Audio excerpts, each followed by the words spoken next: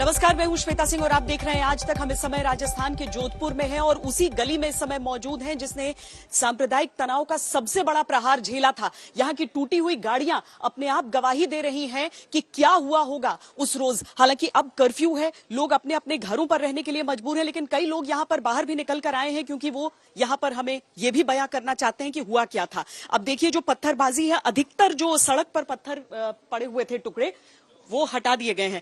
ये बताओ कि ये यहाँ पर ये जो सारी चीजें हो रही थी, तुम थी यहाँ पर? हम लोग अंदर थे क्योंकि हमारे घर में भी कुछ लोग घुस चुके थे और ये हमारी शॉप है, यहाँ पे भी बहुत सारा हुआ था, तो हम लोग बाहर नहीं आ पाए थे।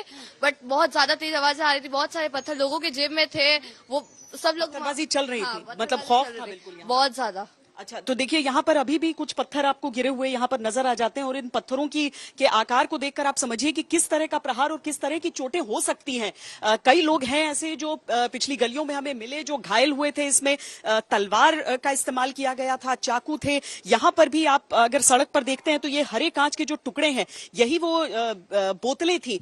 ये बता रहे हैं अंकल कि इसमें एसिड तेजाब भर के लाए थे। ये आपका शॉप मेरी है और यहाँ तलवारों से मतलब वार किया था दुकान पे। अच्छा। यहाँ सामने वो टीवी आगे सब मिलके 40-50 आदमी आए थे, तलवारें हाथ में थी, किसी के हाथ में सरिया था, किसी के हाथ में डंडा था, तो किसी के हाथ में बैट, वो क्रिकेट खेलने का बैट था, तो सब मिल गए। और जब हमें मालूम पड़ी तो हम बाहर निकले। इससे पहले कभी ऐसा हुआ था? आज तक तो हमने नहीं देखा। देखिए, यही बात है, इससे पहले कभी इस तरह की तस्वीर किसी ने देखी नहीं थी यहाँ पर, इसीलिए सब बहुत ज्यादा आश्चर्यचकित हैं। पीछे जो आप हरे रंग का एक तिरपाल देख रहे हैं, वहां पर वो इलाका था जहां पर आखिरकार शांति की बात हुई। आखिरकार दोनों समुदाय के लोग आमने सामने बैठे थे। यहीं पर हनुमान चालीसा का पाठ हुआ था, यहीं पर केंद्रीय मंत्री गजेंद्र सिंह शेखावत पहुंचे थे। हमारे संवाददाता अशोक भी हमारे साथ हैं, जो कि शुरुआत से, जब से यहाँ पर ये तनाव हुआ था, हमारे साथ थे, तो वो हमको कुछ देर में बताएंगे। लेकिन पहले हम वो तस्वीरें दिखा देते हैं कि कार्रवाई किस तरह की हुई है, क्योंकि जो पुलिस वाले यहां पर थे उन पर भी उनसे भी टकराव हुआ था और उसमें भी कई लोग थे जो घायल हुए इसमें। अब वो हम तस्वीरें आपको अलग अलग इलाकों की दिखाते हैं और ये दिखाते हैं कि किस तरीके से गिरफ्तारियां हुई हैं। गिरफ्तारियां जो हुई हैं 100 से ज्यादा आंकड़ा पार कर गया है। लेकिन कहते हैं कभी भी टकराव अगर होता है अशोक, तो उसमें एक ही चीज होती है कि आप जो लीडर है उसको पकड़िए, वहां पर दबिश होती है। क्योंकि अगर कोई साजिश है, सीधे तौर पर क्या ये नकारा जा रहा है कि यहाँ पर साजिश नहीं है, षड्यंत्र नहीं है, बल्कि जो हो रहा है वो एकदम मौके पर हुआ?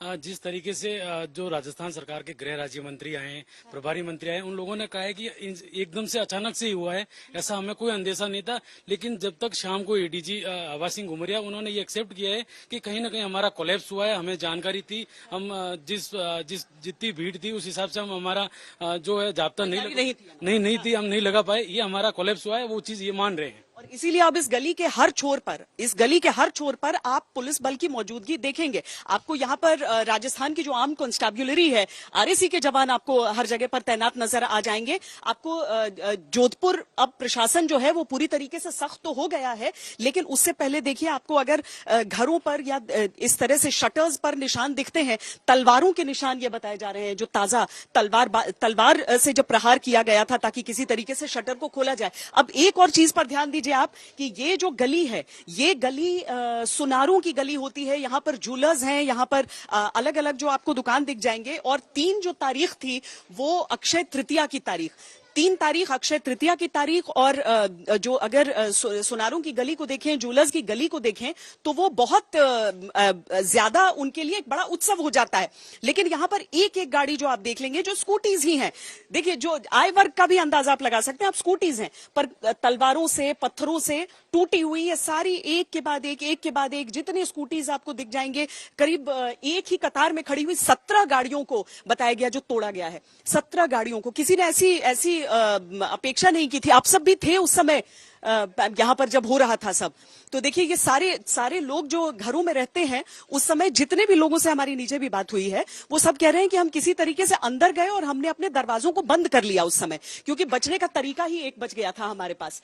तो लेकिन अब बड़ी बात यह है कि शांति रहे और ये शांति लंबे समय तक रहे। शांति में किसी तरीके का कोई अवरोध ना हो, कोई रुकावट ना हो। ये शांति बहुत ज्यादा जरूरी हो जाती है और इसीलिए राजनीति से परे कोशिशें यही कि दोनों समुदायों के बीच कम से कम बातचीत हो जाए, बातचीत होकर सब कुछ यहाँ पर सरल रहे, सामान्य रहे। कर्फ्यू होने के नाते लोग अपने अपने घरों में भी हैं, यहाँ पर आप शटर डाउन भी देख रहे हैं, लेकिन क्या यहां से राजस्थान जिसने करौली से लेकर अलवर से लेकर अब जोधपुर की यह हिंसा देख ली है, क्या राजस्थान की सड़कों पर, राजस्थान के शहरों में यह शांति लौटेगी? हम आपको अपनी ये रिपोर्ट सबसे पहले दिखा देते हैं।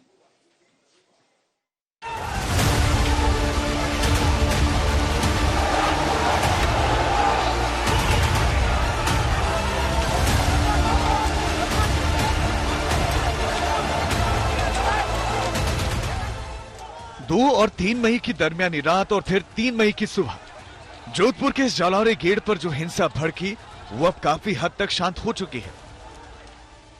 जोधपुर के 10 थाना इलाकों में कर्फ्यू है, इंटरनेट बंद है, सड़कें सूनी हैं और सुरक्षा चाक चौबंद है।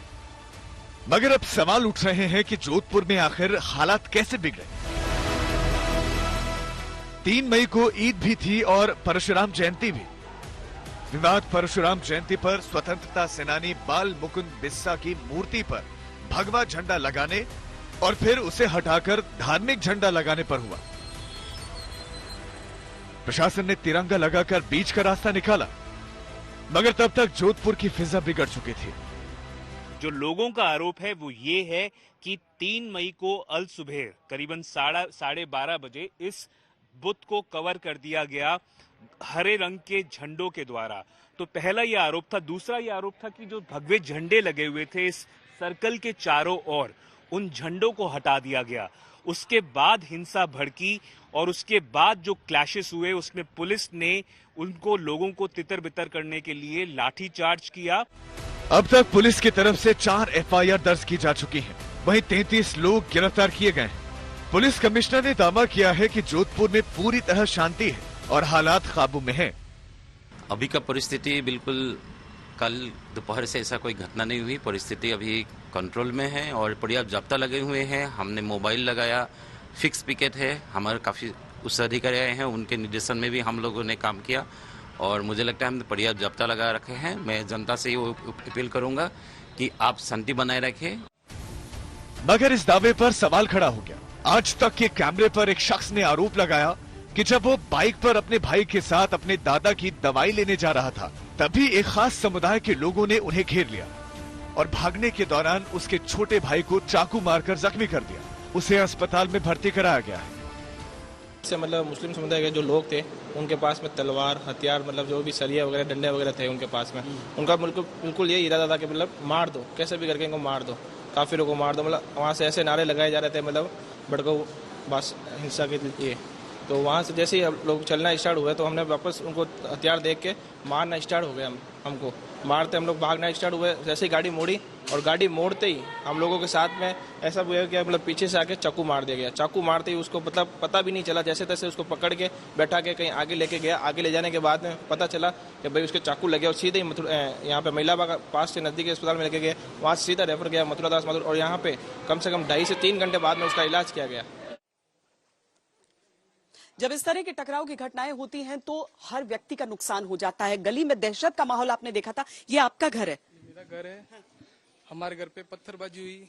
मैं यहाँ पे खड़ा था, मेरे ऊपर इतने बड़े बड़े पत्थर आप कह रही हैं? अभी भी घर पे पड़े हैं। तलवारें चलाई गई मेरे ऊपर हॉकी से, बेस बल्लों से वार किया गया। मैं पीछे हुआ, मेरी मम्मी वगैरह, सिस्टर वगैरह, बच्चे सब यहीं पे खड़े थे। मैंने इनको पीछे लिया, फिर पीछे वाले घर में गाला और अभी भी वो पत्थर मेरे रसोई के अंदर, मतलब मेरी मटकी वगैरह सब फोड़ दी गई थी। जानलेवा हमला हुआ था हमारे ऊपर। पत्थर पड़े हुए हैं, वो आप निकाल कर दिखाएंगी। हम तब तक हम देव अंकुर वाधावन जो हमारे संवाददाता हैं वो हमारे साथ हैं, MDM अस्पताल में इस समय मौजूद हैं, जहां पर जो घायल हैं उनका इलाज चल रहा है। देवांकुर, बताइए किस तरह की स्थिति में है? कुछ पुलिस वाले भी, हालांकि बताया गया कि प्राथमिक उपचार हुआ, लेकिन एक लड़के को चाकू से भी चोटें आई थी। श्वेता, बिल्कुल एक लड़के को चाकू से गोदा गया था, ये बिल्कुल सही बात है। इसके अलावा मैं इस समय जहां मौजूद हूं वो है महात्मा गांधी अस्पताल। यहां पर सबसे ज्यादा जो घायल लोग हैं वो आए थे। जो उपद्रव मचा 3 मई को ईद के मौके पर, उसमें 26 लोग जो घायल हुए थे वो इसी अस्पताल, महात्मा गांधी अस्पताल जो कि एक मुख्य अस्पताल है जोधपुर का, यहां पर आए थे। उसमें 24 जो लोग थे वो प्राथमिक उपचार के बाद उनको डिस्चार्ज कर दिया गया, पर 2 जो गंभीर रूप से घायल थे उनको अस्पताल में भर्ती कराया गया। उनमें से एक जो है वो बर्न वार्ड में अभी भी भर्ती है। उनकी हालत के बारे में हमारे साथ जो अस्पताल की अधीक्षक हैं डॉक्टर राजश्री बेहरा, उनसे बात करना चाहेंगे। मैम, जो लोग आए थे यहाँ पर, जो दंगा पीड़ित थे, उनको किस प्रकार की चोटें आई थी, ये बताएं।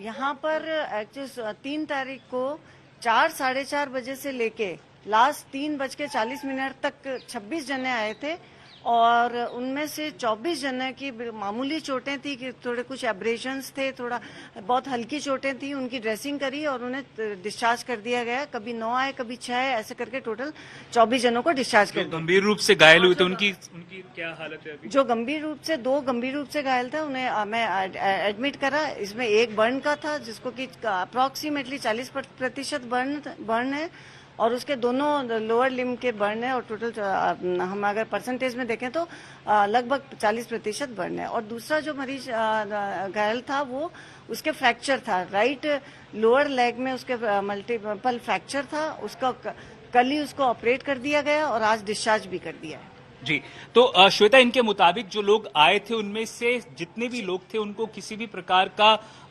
मतलब एक फेटल जो उनको इंजरीज थी वो नहीं थी। अब से कुछ ही समय में बताया जा रहा है कि जो राजस्थान के बीजेपी अध्यक्ष हैं डॉक्टर सतीश पूनिया, वो यहाँ पर पहुंचने वाले हैं। कह दिया जाए कि देखिए जान तो किसी की नहीं गई, उस वजह से आप किसी टकराव को दंगा न कहें, ऐसा नहीं हो सकता है। यहाँ पर जो लोग मौजूद है, देखिए वो पत्थर निकाल कर ला रही है। अब छोटे बच्चे हैं, उनकी मनस्थिति पर क्या इस समय हाल हो रहा होगा। इतने बड़े बड़े पत्थर अगर वहां पर फेंके गए थे घर के भीतर, और घर के भीतर जब ये महिलाएं बच्चे सब मौजूद थे, इससे पहले कभी हुआ था ऐसा? नहीं, आज तक ऐसा कभी नहीं। कभी ऐसा कभी जोधपुर में कभी ऐसा आज तक नहीं हुआ, कभी ऐसा पहली बार हुआ। नहीं देखा था। एक तो जोधपुर की गर्मी समझिए, उसमें लोग वैसे तो आमतौर पर घरों में रहते हैं, उत्सव का माहौल होता है तो घरों से बाहर निकलते हैं, चाहते हैं कि कुछ देर के लिए जश्न मना लें। अब अक्षय तृतीया का त्योहार यहाँ पर, लेकिन उसके बावजूद अक्षय तृतीया के त्योहार के दिन ये जो कुछ हुआ, आप लोग यहीं पर मौजूद थे उस समय। यहाँ पर तो एक व्यक्ति को मैं अभी मिली जिनके सर पर भी चोट लगा सब। हाँ लगा, मनीष सोनी को लगा। आप लोगों ने क्या किया उस समय? मैं ऊपर था, मानो बाद में पड़ा, जब मानो उसमें नीचे आए थे तो आती है। मैं 5 बजे में मेरे किरण। पुलिस कितनी देर में आई? सुरक्षा की पुलिस तो बाद में बहुत प्रशासन बहुत लेट है और हम तो ये चाहते हैं कि इस तरह के दंगे सोच समझ के किए गए हैं और लग रहा है सोची हुई समझ के किए। ये साजिश ही है, बाहर से लोग आए यहाँ पर तो हमारे स्वार्थ था, एक दूसरे का भाईचारा है, प्रेम है, ऐसा कभी जोधपुर के अंदर। क्या कह रहे हैं आप? क्या कह रहे हैं?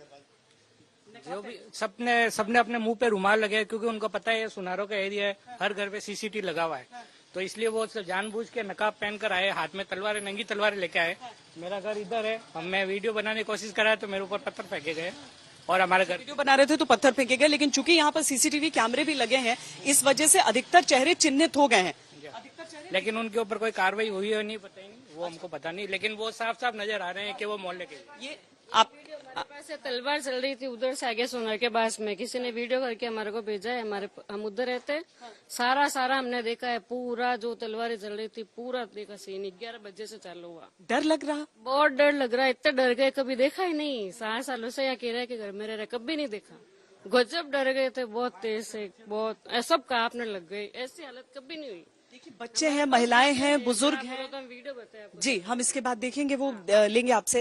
लेकिन महिलाएं हैं, बच्चे हैं, बुजुर्ग हैं, सारे लोग यहाँ पर रहते हैं। त्योहार का दिन, असुरक्षा का माहौल कोई नहीं चाहता है, कोई नहीं चाहता इस तरह का टकराव हो। सब चाहते हैं सुकून रहे, सुख रहे, और इसके लिए पूरी जो जिम्मेदारी होती है वो प्रशासन, सरकार सब पर होती है, उससे कोई बच नहीं सकता। गिरफ्तारियां हो रही हैं, लेकिन असली न्याय का इंतजार अभी भी है। अभी के लिए इतना ही। देखते रहिए आज तक।